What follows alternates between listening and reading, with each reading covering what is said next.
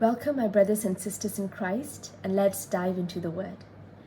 In today's Gospel, we read about the Transfiguration, the glorious event that allowed Peter, James, and John to witness the dazzling brightness that emanated from Jesus through the interior shining of his divinity. Let's put ourselves in their shoes and picture what the apostles were experiencing.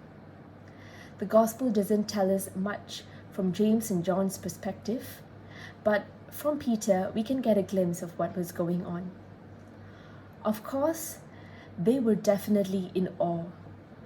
Peter just experienced a glimpse of the glory and splendor of God.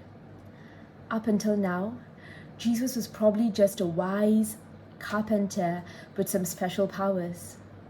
But now they had a brief moment to see him for who he really is. From what Peter said after that, we also know that he was not only just in awe or excited, he was also overwhelmed, that he didn't know what he was saying. In that moment, he just wanted to stay there forever and take it all in when he suggested to build the 3 tents. But instead, a voice from heaven said, "This is my Son, the Beloved. Listen to him." And with a blink of an eye, everything was gone. I'm sure they were also a little confused. Maybe they were already confused on the way up the mountain. Like, why is Jesus making us climb a mountain? Does he know how difficult this is?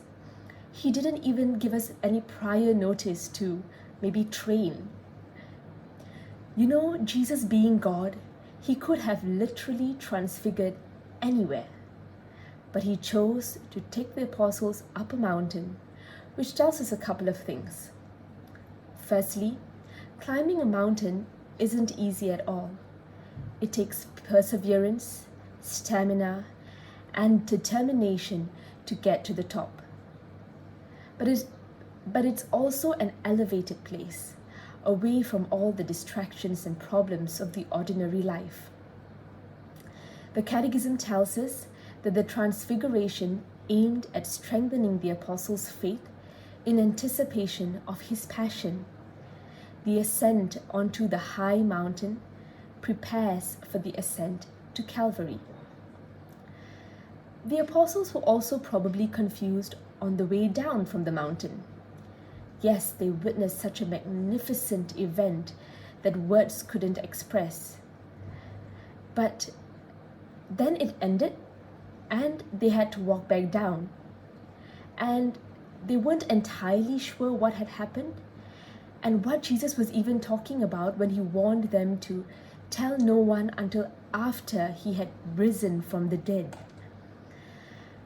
As we enter into the season of Lent next week, I'd like to suggest a few prompts, maybe for reflection or journaling, that we could take away from today's Gospel. The first is, which mountain is God calling me to climb during the season of Lent? Is it a call to spend more time with him?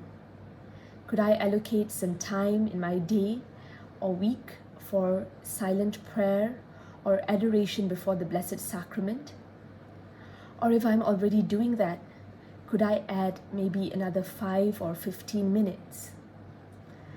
Or could I just turn off the radio on my drive to work and dedicate that time to just be with him? The second question is, where in my life today is God asking me to just be silent and take it all in? Am I in a particular season right now that requires total surrender and trust, that regardless of the good and bad that's happening, God's divine hand and providence will not be overshadowed? And lastly, where in my life is God calling me to enter, even though I don't have all the answers at hand? Have a blessed day and a beautiful season of Lent.